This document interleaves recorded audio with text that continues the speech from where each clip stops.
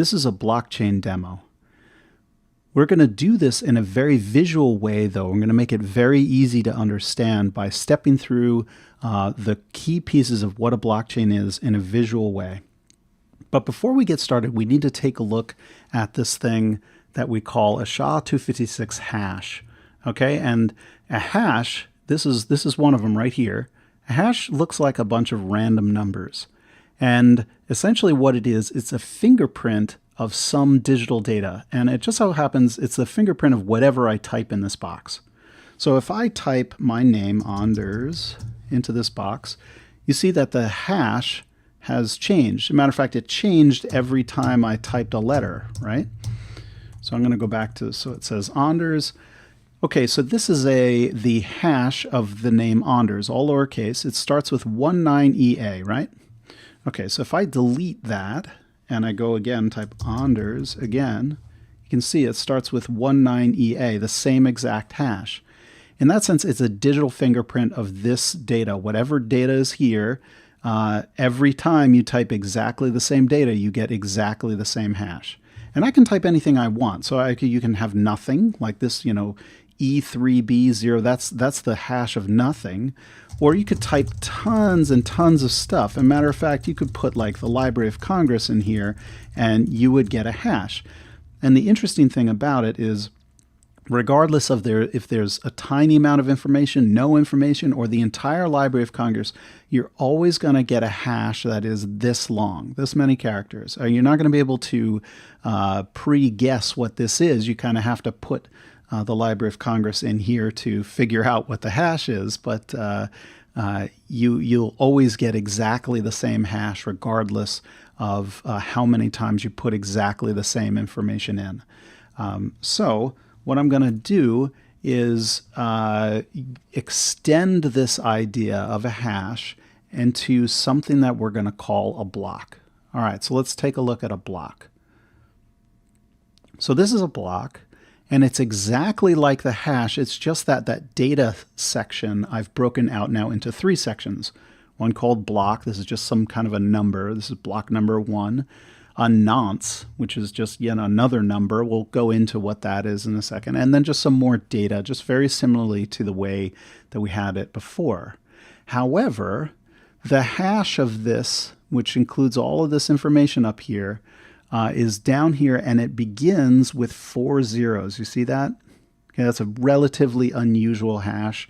You know, most of them are not really going to start with 4 zeros like that, but this one happens to. And because it does, totally arbitrarily, I'm going to say that this block is signed.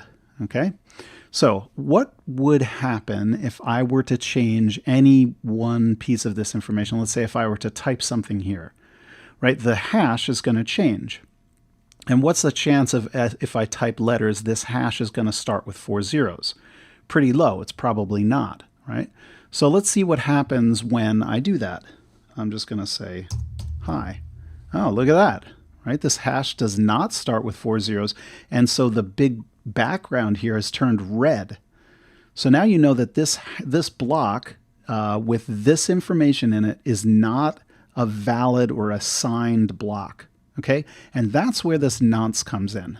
This nonce is just a number that you can set to try to find a number that fits so that this hash starts with 4 zeros again. All right, so how do we do that? Well, let's start with 1. Does that start with, no, it's 3, 2, 7, that's not 1. So let's try 2, FF now, 3, 4, 5, 6. You get the idea. Like I could sit here, there's one that starts with a 0. I could sit here all day typing these numbers and trying to figure out one that actually is going to hash out to something that starts with 4 zeros. Going to take a long time. So here I have my little mind button. I'm sure you've been wondering what happens if I press that. So what's going to happen when I press this mind button is it's going to run through all the numbers from 1 all the way up to try to find one where the hash starts with 4 zeros. And this process is called mining. Let's do it right now. So now it's checking all of the numbers from 1 all the way up. Whoop, there. Now it's stopped at 59,396. And that one just happens to hash out to something that starts with 4 zeros. And it satisfies my little definition of what a signed block is. Okay, so that's a block. Now, can you tell me what a blockchain is? It's probably just a chain of these blocks. Well, how do you put them together? Let's do that. All right, so here's my blockchain. I've block number 1. It has some kind of a nonce just like before. There's some data area to it, but then it has this previous. And here it's a bunch of zeros. Let's roll forward. So this is block 2 and block 3 and 4. This blockchain has 5 blocks on it, right? The previous here starts with 00 AE8, right? Is this number, AE8. And then this previous, B90 is this one over here, B90. So you can see that each block points backwards to the one before it. And you remember that first block over here, there actually is no previous, so it's just a bunch of zeros. It's actually just a fake number. Okay, so just like we did before, what happens if I change some information here, right? It's going to change the hash of this block and it's going to invalidate it, right? Well, let's try that. So I'm going to type hi again. Sure enough, that block is invalid. All right, just as we assumed. But what would happen, I'm going to fix that now. We'll go back to something that worked. What would happen if I change something in this block? Right? It's going to change this hash, but this hash gets copied up to this previous, so it's going to change this one too, right? So it should break both blocks. So let me try typing hi in there, and sure enough, right? So we can go back as far as we want, to some point in the past and break that block, and it'll break all the blocks since then. Everything before is still green, but this one is red. So if I wanted to, change something in this blockchain, I could just go over to block number 5 right here. We could change it. I'll put hi, and then we could remine it, and pick a different nonce. We'll do that right now, and we could essentially alter the chain. So we've done it, so that we should be good now, right?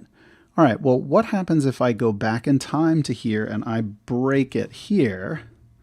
Now I have to mine this block, which will pick a nonce that makes this block hash out to 4 zeros, if we can find one. Sometimes it takes a while because it's got to run through a lot of them. There it is. It found one at 138,000.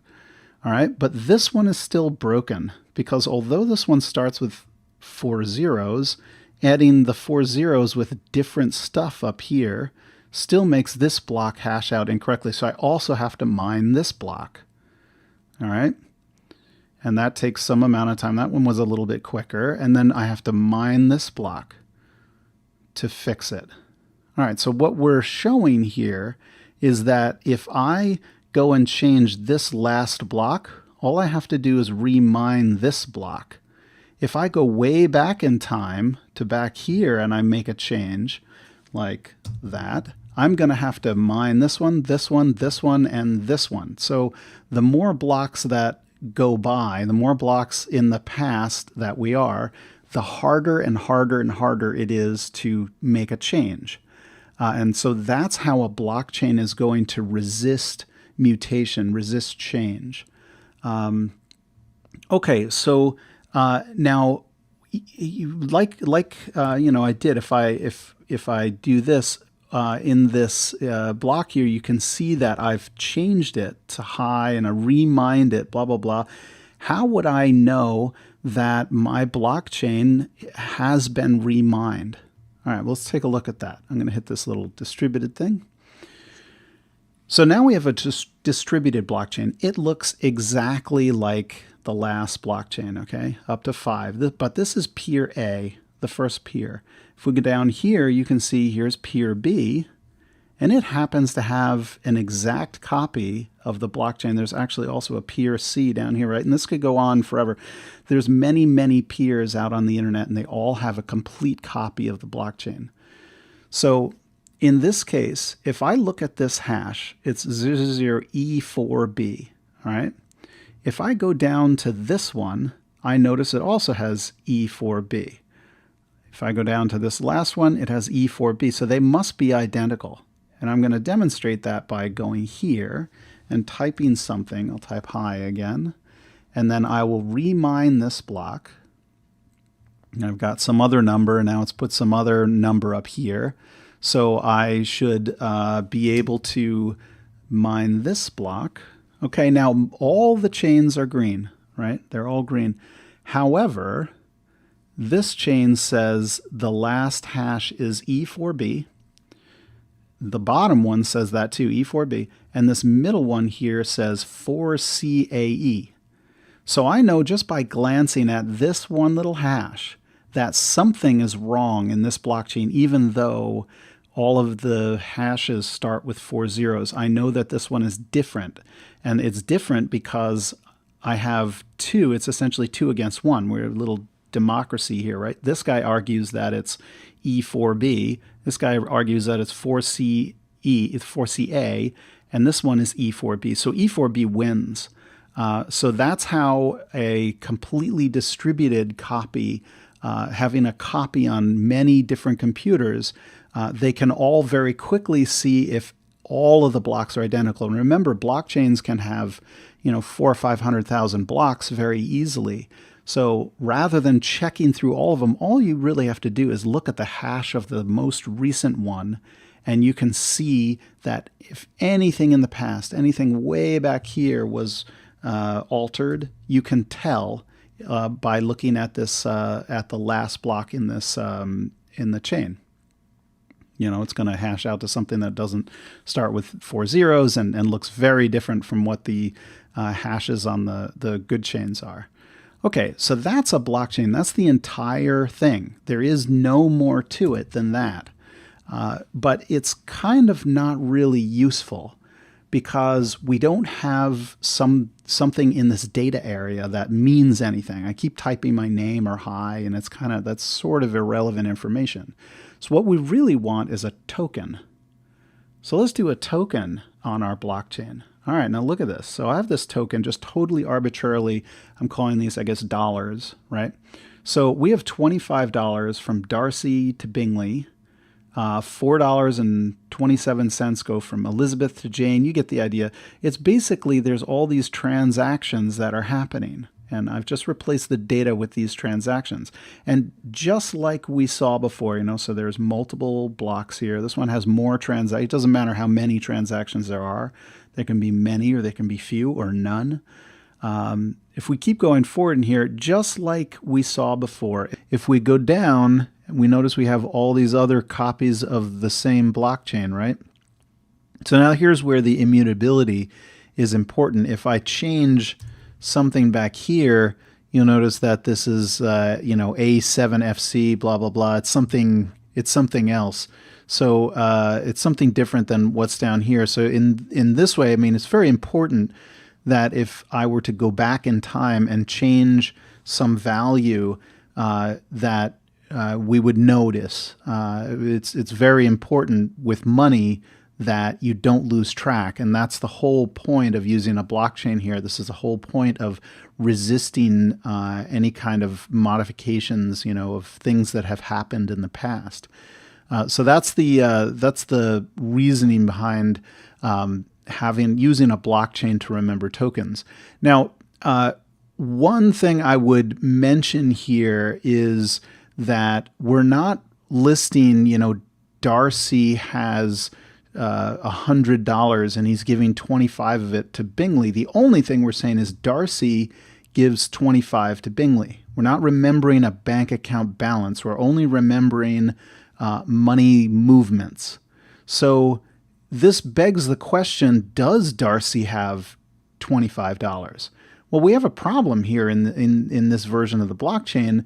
We don't actually know if Darcy has $25. So let's look at a Coinbase transaction. So if we look back here, a Coinbase, we're going to add a Coinbase transaction to our blocks. And this is very similar to what we've seen before, but we're just adding a Coinbase at the top. And what that's saying is we're going to invent $100 out of thin air and give it to Anders. Okay, there's no transactions in this block because nobody had any money previous to this. In the next block, another $100 comes out of nowhere and goes to Anders. I'm a fan. I love it, right? I'll take $100. Now we have some transactions. You can see that they're all from Anders. They're all from me because I'm the only one who has any money at this point. So I'm sending 10 of my dollars to Sophie. Do I have $10? Yeah, I do. I look back and I see that this Coinbase transaction has given me 100, so I have at least 10 and I can send it on. And you add all these up and they don't go over 100, and it follows sort of a basic rule of a currency. Like, you can't invent it out of thin air. You can't create money out of thin air. Its dispersion is controlled. So now if we look at this blockchain that we've created and we zip forward in time and we notice that we see that Jackson is giving Alexa $2. And so does Jackson actually have $2 to give Alexa? Well, we go back to the block before and we see that Emily, who had gotten $10 from Anders, gave 10 to Jackson. And so Jackson does have the money. So we can just go backwards and find that out. And that's actually one of the benefits of having a previous here. It's easy to go backwards. We just look for the block that looks like that has that hash. And here it is right here, right? So it points to blocks back in time and allows us to trace the provenance of any coin that we want. So that's a basic blockchain, and we're running a currency on top of it.